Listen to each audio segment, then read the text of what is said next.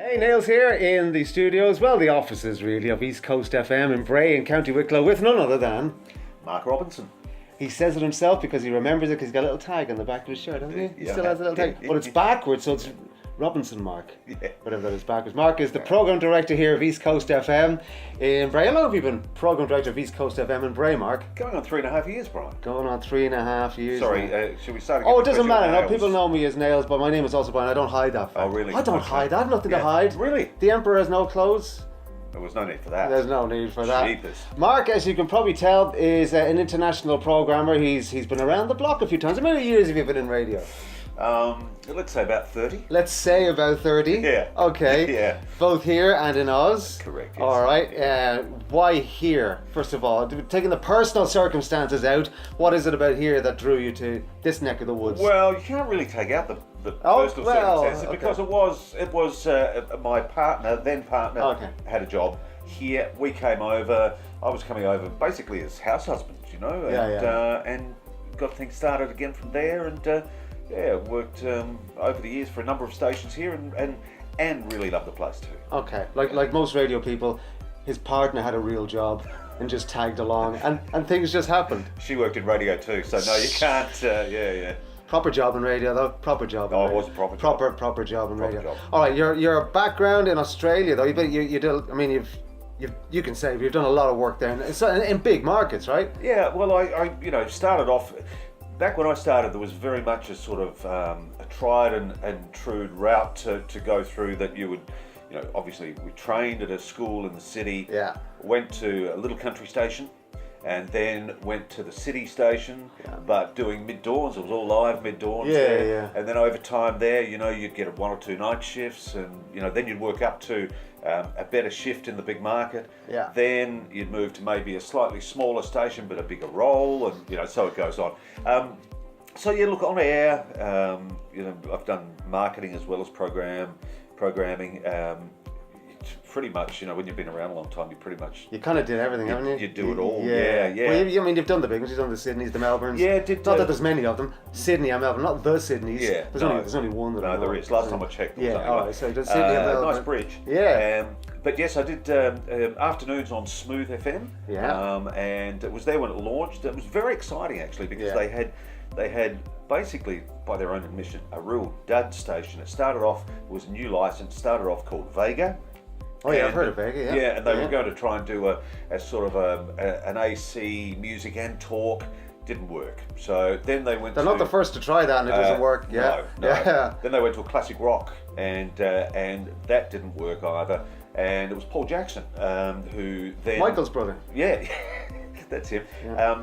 He, from his work in England, obviously had the idea of Smooth FM for Australia. Okay. And they just did such a fantastic job on it. Really, they're never off-brand. They do everything great. And so I was lucky enough to get...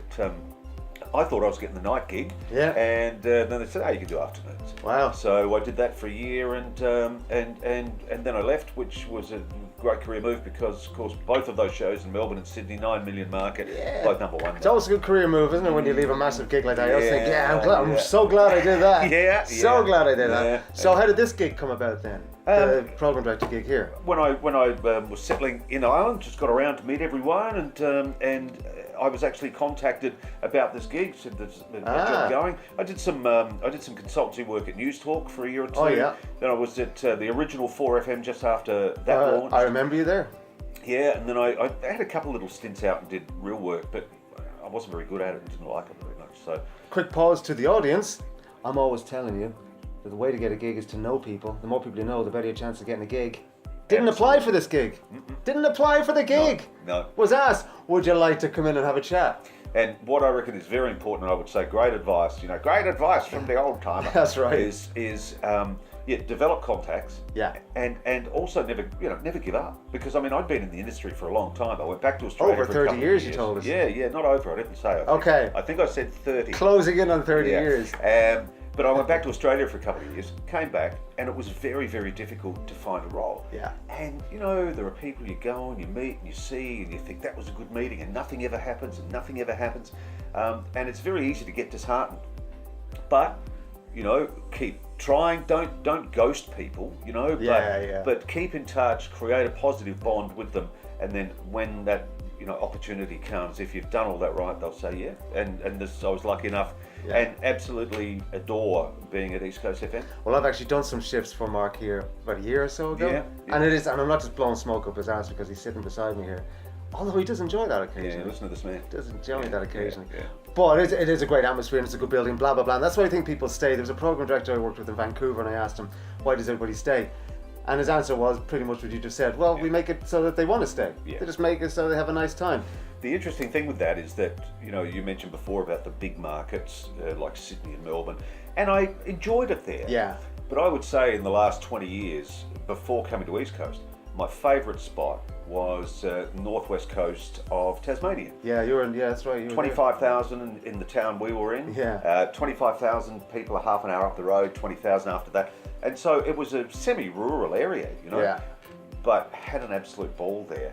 And this station to me has a very similar feel to it. So I guess all I'm trying to say is that don't always be mesmerised. I see a lot of people, particularly younger jocks, are always mesmerised by, I've got to get to the big market. It's got to be, you know, that's success. Now to me, that's not necessarily success. And if you want that, that's fantastic, go for it. But you can find a market that you're really comfortable in. It's still challenging. You still get to, you know, work with very experienced people and with young people as well. And somebody walking? Yeah, there's a guy behind you, Declan Meehan. You know, young people as well, help train them, do all that sort of stuff. Yeah. But it is a very relaxed, and I don't mean slack by that. We all work hard. No, I totally get the difference. A lot of people I deal with are in Canada, and pretty much the majority of them say, I want to get to Toronto. Yeah. Want to work in Toronto because that's the big deal. That's where you want to go. Yeah. And I agree with you. Sometimes Toronto can suck. Yeah. It doesn't mean it's right for you just because it's the big market. No. It doesn't mean it's the right place to be. No. The smaller place can be nicer. There's lots of smaller markets where you're PD, you're music director, you're production head, you're on air, but you can have the time of your life. Absolutely, yeah. Quality of life, all that kind of stuff. Well, that's it. I mean, you do obviously have to remember that if you're working in, you know, some smaller markets, not really big money, but that's okay. That's all right, yeah.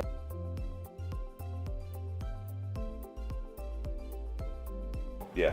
Well, I've always thought, I think we get it wrong in a lot of cases. You know, I think a lot of people think they work for the boss, work for the PD. You know, the jocks work for the PD. I think that if I'm doing my job right, I'm actually working for my presenters. I'm a resource. For or with? For and with. Okay. You know, but certainly for. Right. Yeah. Okay. Like I'm, you know, it's a bit like a producer's role, really. I'm here to try and help them sound great. You know, Sure. And if I can make them sound great, and certainly in a station sort of this size, a lot of people will move through, and as frustrating as that can be, I'll feel that I've actually done my job to help them move on to a bigger station, and if that's what they want. But so I see that I'm working for them. I'm here. What do we need to do, working collectively to help improve the show, continually improve the product. But it is like a coach, because, you know, I always say, particularly when presenters become very experienced and what have you, they, you know, might feel they don't really need it. Well, yeah, that's right, sure. But Brian O'Driscoll, for instance, when he was playing for Ireland, and you'd see him do some really whiz-bang, you know, an over-the-shoulder pass and ducks and dives and what have you, and you go, that is just fantastic, creative, free-flowing rugby. Yeah. But the next night, and it could be 10 degrees and, you know, pelting down rain, he'll be out there running between cones, doing really basic drills. Sure. So without those basic drills, you can't get it. So that's where I mean about it being a coaching role. It's, you know, you've got to encourage, but you've got to tweak. You've got to find out what the strengths are of the people you have, how that works for them best, and how it works for the Do you enjoy that side of it? I do. I love that side. Yeah. You know, it's better than spreadsheets and that kind of thing, right? Well, the other thing I love about a slightly smaller station is that the role here for me is a bit more operational, you know, because we don't have the huge amount of staff. But see, I love that. I mean, I'm doing the music, I'm working on promotions. It's good hands-on stuff, you know, and I really like that, and working with the team, and they're good. Well, except for that. Yeah, I know I told you about him, but aside, you know, they're a good team. And again, I was saying the perfect mix. You got younger people. Perfect who music work mix. Here. Hey, Wow, write that one down. Perfect music. I've forgotten it now. Damn. got it. It's mine. But yeah, you do. We've got Declan Meehan here, who's been here 20 years, and of course, Today FM, right back to the Pirates, the whole thing, and really experienced people like that. And then we still have younger people coming through as well. And it's a great place, a great trip. So no gigs in East Coast FM at the moment, is what he's saying. Right. I'm just throwing that out there. Always send me your audition tape. Hey. Yeah. All right. So things are good. Everything's happy. Nice, jolly. Yeah. All right. Yeah. All right. Really enjoying it. The tablets are working. Most of the time. The industry, though, it's an interesting time for the industry. Obviously, I always say, because I do a little bit of training as well of aspirants who want to get into the business. Yeah. And so I always say to them, it's probably a tougher time at the moment because a lot of stations are tightening up in terms of how many people they're hiring and that sort of thing, and doing more voice tracking, what have you. Yeah. Conversely, there's never been a better time to get into the media from a creative viewpoint in terms of, you can start your own internet radio station. Yeah. Podcasting. Do what you like. Yeah, I love podcasting. Yeah, I do a couple of podcasts. You do, yeah. He does. I do. So, there's so many other aspects that you can actually help to build and control and hopefully make a living out. I think it's also a case if you're waiting for a gig, don't wait yet. Get behind a mic somehow. Oh, yeah. Just get behind. And if it's a podcast, if it's your online station, get behind the mic and just keep at it. Really interesting thing there is that with these guys, and again I guess with that philosophy I was talking about before, but when people are training and they say, I really want to be a DJ or whatever, and I say to them that look, at the end of the course, it's only a short course. At the end of the course, it's. I'm getting somebody looking at the window here at me. I can tell. And we're recording this. We're recording this, Declan. That's Declan Meehan. Been around here 20 years. Declan. Hello. Do you not see the red light? Or you don't have one? Well, I do, but not here. Okay. So you say to people... Yeah. What do I say to people? Oh, yeah. I say to people that that's when you get old. You go, where was I? I say to them, look, the course is ending. Time for his nap. Any minute. The course is ending. The course is ending, but I'm happy. Here's my email address. Here's my phone number. Okay. If you want anything, if I can help in any way, if I can give any feedback for anything, just feel free to contact me. Cool. Very, very, very few do. Oh, is that right? So I find that really interesting. That is interesting. And the ones that do are the ones that I would have expected to. Right. So right. And you probably see them over the next few years. Yeah. In and out, emailing you back and forth. Absolutely. And eventually they end up on air somewhere and you're delighted for them. If you stick to it, I mean, there's no, as you know, there's no sort of real secret to it. No, it's, no. You just got to bang away and it can absolutely. And the whole thing I keep saying is get to know as many people as you can. Yeah. As many people as you can. It doesn't guarantee you a gig, but it guarantees you a chance to at least talk about a gig. Yeah, it's very true. Mark Robinson from East Coast FM. Muchas gracias. Pleasure.